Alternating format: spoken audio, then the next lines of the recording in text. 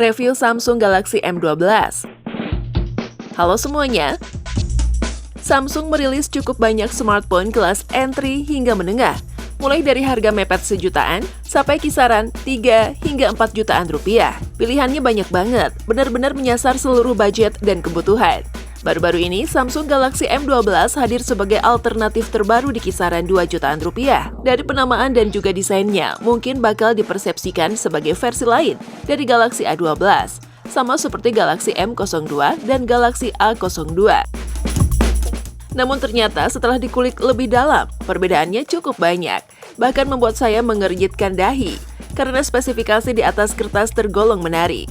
Tidak seperti smartphone Samsung murah pada umumnya, lewat Samsung Galaxy M12, beberapa fitur yang sebelumnya hanya bisa dinikmati oleh seri mid-range dan flagship, kini bisa dirasakan oleh semua kalangan. Namun tentunya tak lepas dari beberapa kekurangan yang harus masuk ke dalam pertimbangan. Apa saja kelebihan dan kekurangannya? Oke, sebelum dilanjut bahasannya, kita mau mengingatkan kembali ke teman-teman semua untuk tekan button subscribe dan jangan lupa nyalakan juga loncengnya ya, agar teman-teman tidak ketinggalan update video-video terbaru dari Gadget 5. 1. Desain. Sama seperti saudara kembarnya yang punya penamaan angka sama, Samsung Galaxy M12 juga punya permukaan bodi yang dibuat sedikit berbeda. Gunakan finishing metalik dengan pola bergaris. Polanya dibuat berbeda dengan Galaxy A12. Pola yang sedikit melengkung tersebut membuatnya nyaman di genggaman. Selain terlihat menarik, hanya saja cukup tebal dan sedikit berat. Bobotnya mencapai 212 gram dengan ketebalan 9,7 mm. Ya, hitung-hitung membiasakan pakai flagship berbahan metal ya. Varian warna cerahnya juga menarik. Namun unit yang saya ulas berwarna black. Nggak yang hitam-hitam banget. Kalau terkena sinar bisa terlihat sedikit kebiruan.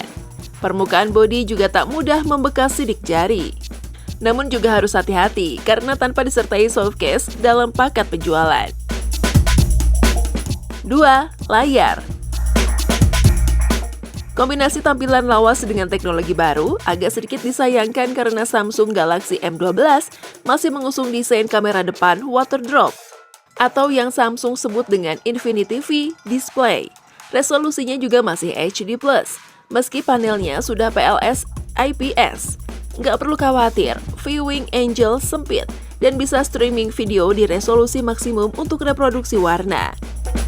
Tidak bisa dibilang pucat, namun juga tidak se-vibrant smartphone dengan layar IPS lain sekelasnya. Namun masih ada fitur unggulan yang belum saya sebutkan. Dukungan refresh rate 90Hz sangat tidak saya duga bisa hadir pada smartphone kelas entry Samsung. 3. Kamera. Lengkap secara hardware, ya, tapi sayangnya tidak secara fitur. Kalau dilihat pada bodi belakangnya terlihat cukup menjanjikan. Samsung Galaxy M12 dilengkapi setup kamera lengkap dengan sensor utama 48 megapiksel f/2.0. Sensor tersebut mendukung fitur pixel binding 4-in-1 yang bisa hasilkan output 12 megapiksel berkualitas. Tapi kalau mau ambil foto resolusi penuh 48 megapiksel, bisa juga. Lalu ada sensor 5 megapiksel f/2.2 ultra wide angle yang memang hasilkan foto cenderung halus alias kurang detail. Wajar, sesuai dengan besaran megapiksel yang diusungnya. Tak jauh berbeda dengan kompetitor. Sementara dua lainnya adalah sensor 2 megapiksel untuk hasilkan efek potret serta objek jarak dekat atau makro. 4. Performa. Pada bagian layar, saya menyebutkan bila sepertinya ada alasan khusus mengapa opsi refresh rate 90Hz dibuat adaptif. Untuk dapur pacunya sendiri, Samsung Galaxy M12 jalankan chip Exynos 8508nm dengan arsitektur octa-core, sama-sama 2 GHz.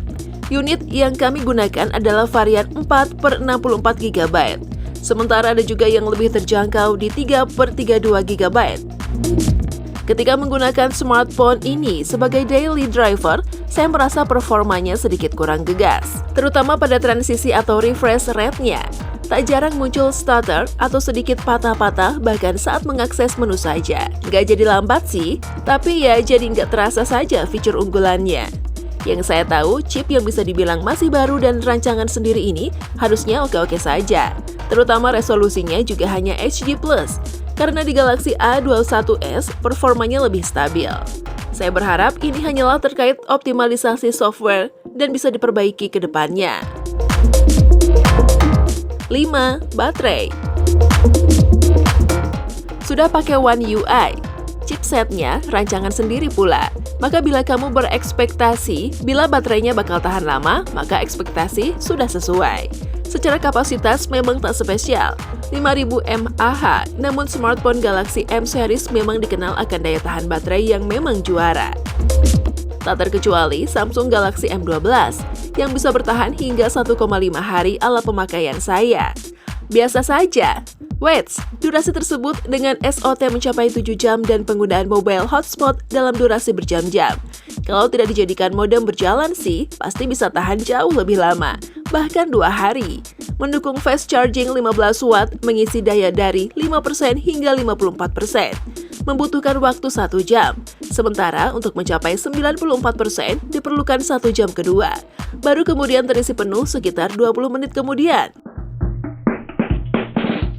Nah, itu tadi pembahasan kita kali ini mengenai review Samsung Galaxy M12. Semoga video ini bermanfaat untuk teman-teman semua ya. Oke, sampai di sini dulu ya video kali ini. Sampai jumpa di video selanjutnya.